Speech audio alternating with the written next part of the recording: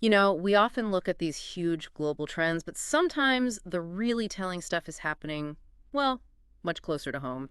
Today, we're digging into some really interesting numbers concerning Canada-US border crossing. Absolutely. We've got the latest figures right here from U.S. Customs and Border Protection, CBP, and they paint a pretty stark picture, particularly about movement south from Canada. And the big story here is a major drop. We're talking almost 900,000 fewer crossings last month compared to March 2024. Yeah, that's a 17% decrease. It went from nearly 5 million travelers, 4,970,360 to be exact, down to just over 4,105,516. Wow, and context here is key, right? Because this isn't just any dip. Not at all. The CBP data actually suggests this is one of the most significant drops we've seen outside of the main COVID pandemic period. So worse than some recent years, even. Get this, it's even lower than March 2022, and back then pandemic restrictions were actually still kind of in place. And March is usually busy. Typically, Yeah. spring break travel often bumps up the numbers.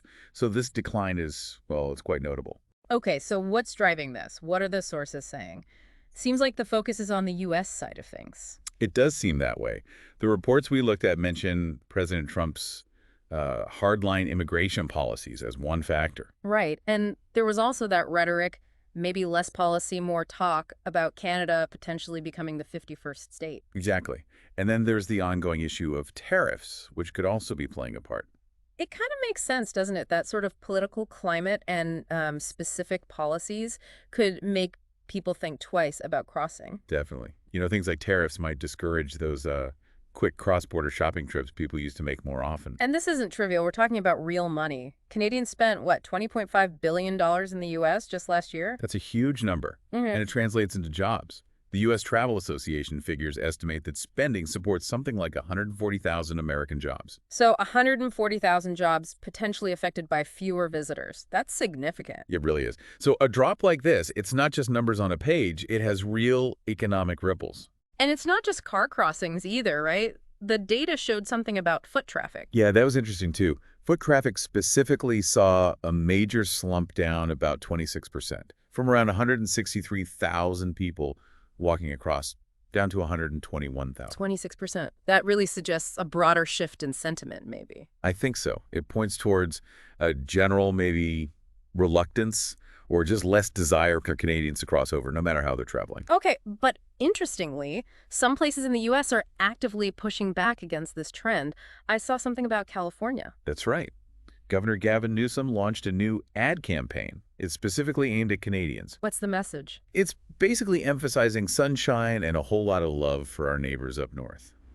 It seems like a direct contrast to the political tone coming out of D.C. Trying to separate the state from federal politics? Seems that way, and Yeah. you hear that echoed by tourism officials there. Caroline Batista, she's the CEO of Visit California. She acknowledged, it's tough to control federal decisions, but she was clearly frustrated. Called some of Trump's remarks devastating for California tourism, both culturally and economically. Devastating. Strong word. It is. And they're apparently bracing for significantly lower Canadian visitor numbers this year compared to the 1.8 million they saw last year.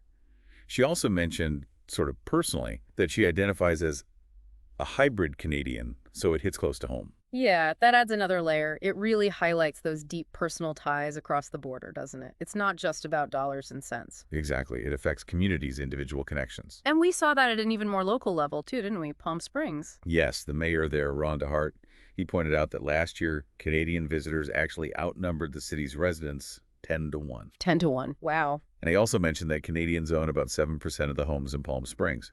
So they're deeply integrated into the community. So what was his take on the administration's messaging? Well, he felt it didn't feel very American. And he said it's hurting people and causing harm.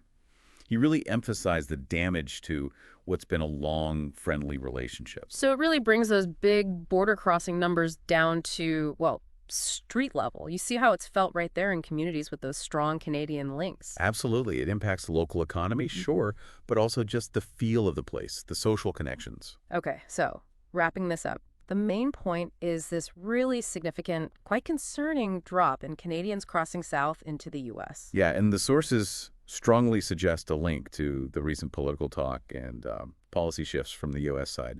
And the impact is tangible. We're seeing real economic consequences, cultural friction, especially hitting states like California pretty hard. Definitely. And it leaves you with the question, doesn't it? Mm. Given how intertwined the U.S. and Canada are, economically, personally, Yeah.